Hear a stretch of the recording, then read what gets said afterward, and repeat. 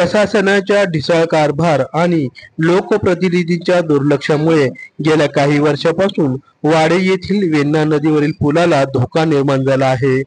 प्रत्येक पावसाळ्यात या पुलावर मोठमोठे खड्डे पडत असून या ठिकाणाहून जाताना वाहन चालकांना तारेवरची कसरत करावी लागत आहे। 15 ऑगस्ट पूर्वी सातारा जिल्ह्यातील सर्व खड्डे बुजविण्यात यावेत असा सज्जड दम पालकमंत्री शंभूराज देसाई यांनी दिला होता। मात्र अधिकाऱ्यांनी पालकमंत्र्यांनाही कोल्डलेले दिसून येत आहे। वाडे पुलावरची वाट अधिक बिकट करून टाकली आहे। त्यामुळे पालकमंत्र्यांनी प्रशासनावर जरब राहिली नाही अशी चर्चा सुरू असून शिवसेनेच्या वतीने या पुलावर रास्ता रोको आंदोलन करून या ठिकाणी पडलेल्या खड्ड्यांमध्ये एरंडाचे झाड लावत तीव्र आंदोलन केले। वेण्णा नदीवरील पुलावरील रस्ता लवकरात लवकर दुरुस्त न झाल्यास तीव्र आंदोलन छेडण्याचा इशारा देण्यात आला। यावेळी शिवसैनिक आणि वाडे ग्रामस्थ मोठ्या संख्येने उपस्थित होते। आघात न्यूज महाराष्ट्र, सातारा।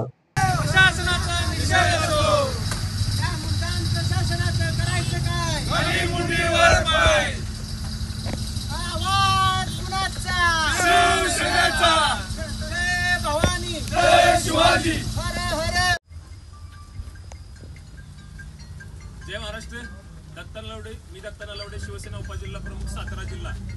आज सातारा जिल्हा शिवसेनेच्या वतीने या ठिकाणी सर्व वाडे ग्रामस्थ आणि सर्व पक्षीय सामाजिक कार्यकर्ते यांच्या पाठिंब्यानं हे शिवसेनेच्या वतीनं शिवसेनेच्या नेतृत्वाखाली हे आंदोलन करत आहोत। जिल्हा प्रशासन, सार्वजनिक बांधकाम विभाग आणि संबंधित प्रशासकीय विभाग यांना वारंवार आम्ही शिवसेनेच्या वतीनं आणि वाडे ग्रामपंचायतीच्या वतीनं निवेदन दिलेले आहेत।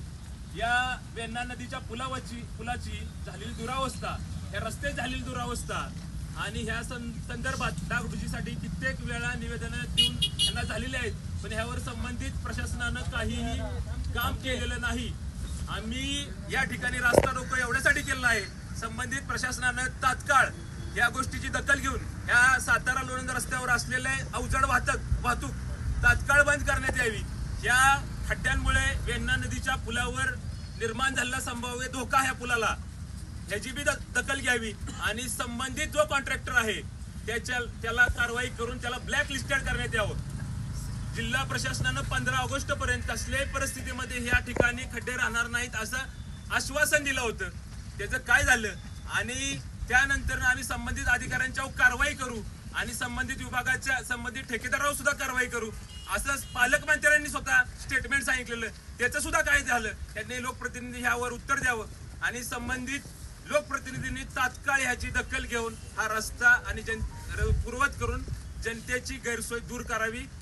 धन्यवाद। जय हिंद, जय महाराष्ट्र। जय शिवाजी, जय भवानी।